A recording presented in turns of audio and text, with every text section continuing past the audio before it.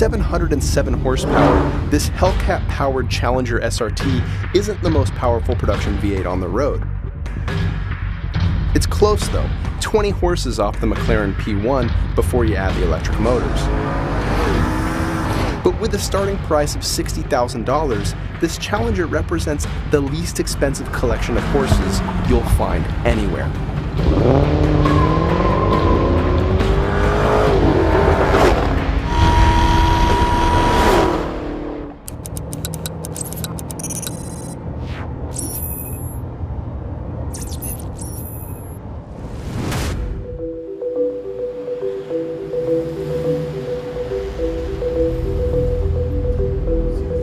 Now, when you have a claimed 707 horsepower, how can you start anywhere else than what's underneath this aluminum hood?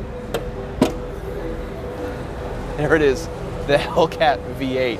Now, when you have 707 horsepower as a goal, where do you start? What do you do? Well, if you're Dodge, in this case, you take your existing 6.4 liter engine and basically replace 90% of it. You de-stroke the bottom end, you put in a beefier crank. It's forged, as are the connecting rods and the pistons. You add oil cooling squirters on each piston as well, so they can withstand all the pressures and heats that this thing's gonna create. Now, on top of the aluminum heads, you add this 2.4 liter blower. It's supplied from IHI, it's a twin screw type. It generates 11.6 PSI at max boost. It takes 80 horsepower just to run the thing. Now for cooling, 700 horsepower is gonna make a ton of heat. So you need a cooling system robust enough to match that. Now there's all kinds of heat exchangers and charge coolers in the supercharger, heat exchangers throughout the engine, and Dodge says it's robust enough to keep this thing working at 100-degree temps. We're of course gonna test that. Now that we've talked about everything that makes the engine so crazy and awesome, we also have to consider everything downstream from that horsepower and torque. There are other important things about a car, like turning and stopping. So to that end, we come to the tire, wheel, and suspension, and brakes too. We have 20-inch diameter, 9.5-inch wide wheels at all four corners, and here they're wrapped with Pirelli P0 summer tires, 275/40, also at four corners. The standard tire is an all-season, which is pretty crazy. Now brakes, this is another first for Dodge in terms of size. They're all supplied by Brembo.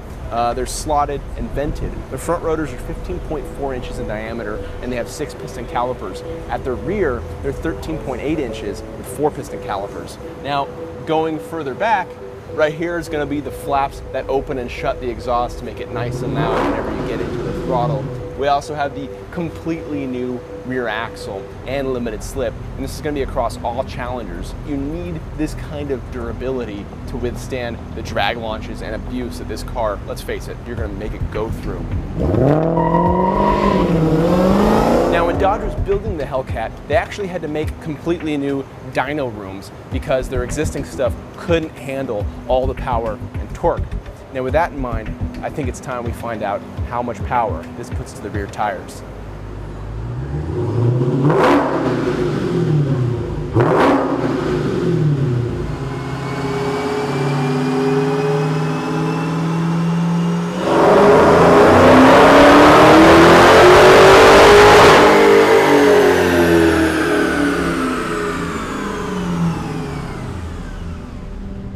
The Hellcat proved remarkably consistent on UTI's dyno.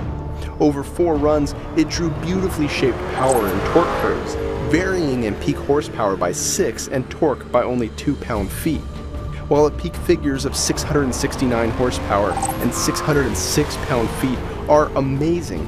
It's the engine's rapid response and constant delivery that make it feel so immensely powerful.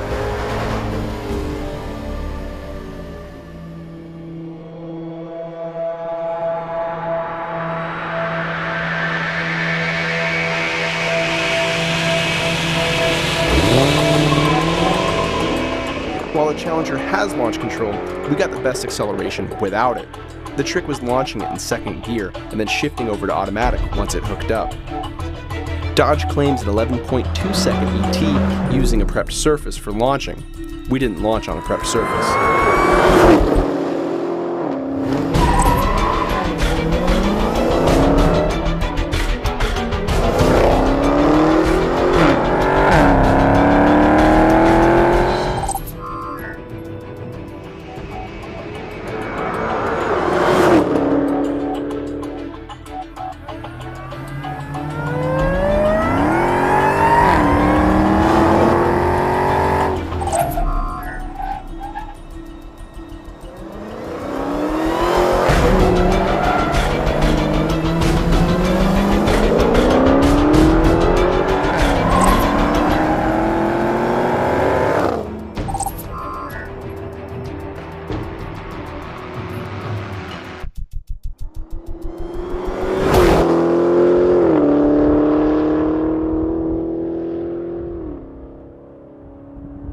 One thing that I haven't been able to do much on the road yet is this.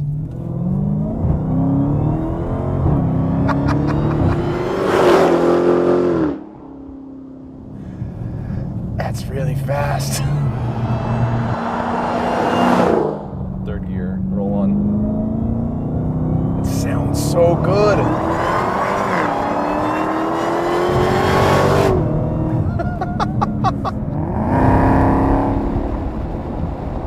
The Challenger Hellcat is a hell of a car. 707 horsepower claimed, and as we know from at the rear wheels, a lot more than that. The power is everywhere, and it is immense everywhere.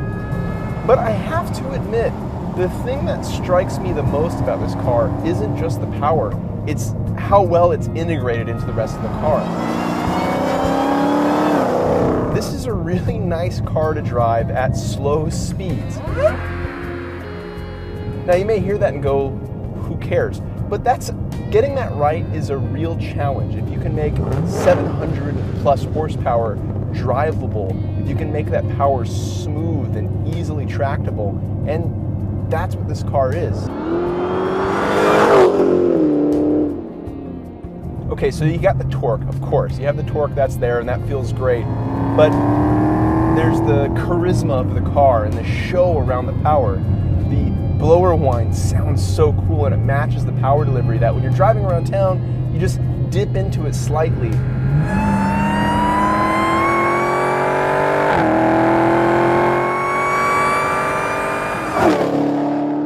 Keep in that sound, stay in that acceleration surge, and then you end up going way too fast. But that's okay, it's fine. You enjoy it.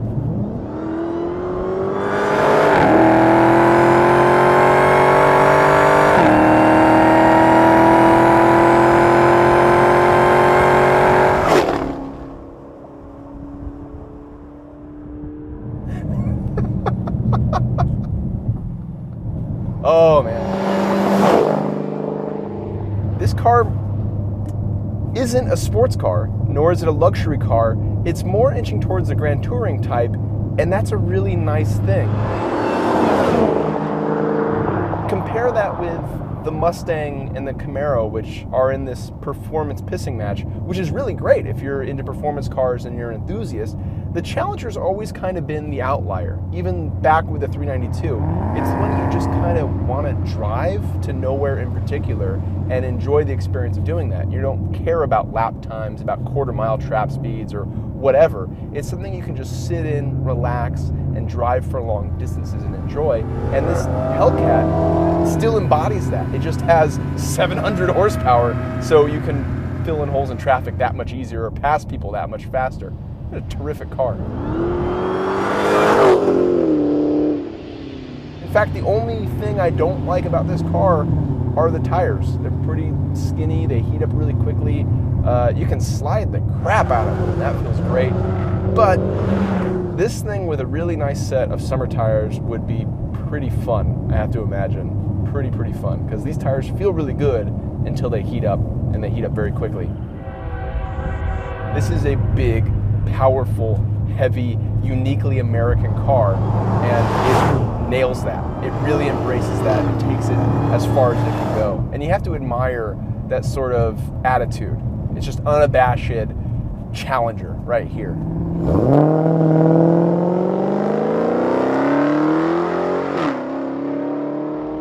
The Challenger Hellcat is the unquestionable production muscle car king when it comes to the quarter mile. You of course have to wonder what happens when you let it stretch its legs a little bit, like let's say over a standing mile.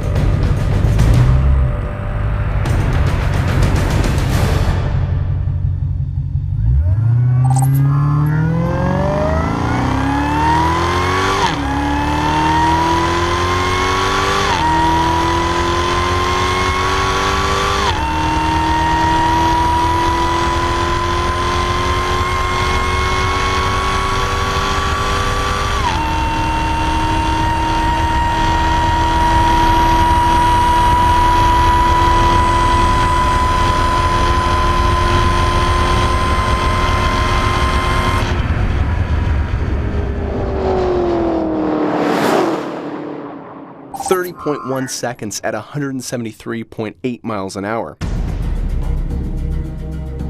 Not bad for a Challenger.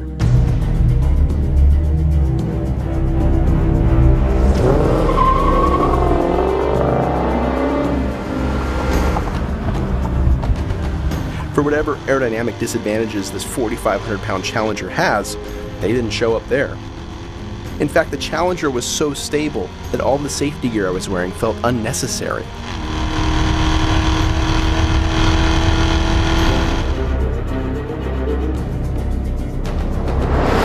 It's easy to go on about the power. It is, of course, outstanding and absurd. But focusing on it almost does the Challenger a disservice. How it handles that power, how it makes it feel accessible is so remarkable. A pleasant ride, a well-appointed interior, and impressive seating and storage capacity make you start thinking this may be a grand touring car. There is one thing we know for sure though, in terms of acceleration, boulevard cruising, and the size of the crowd that forms around it when you park, this Challenger Hellcat can't be anything but the king of today's muscle cars.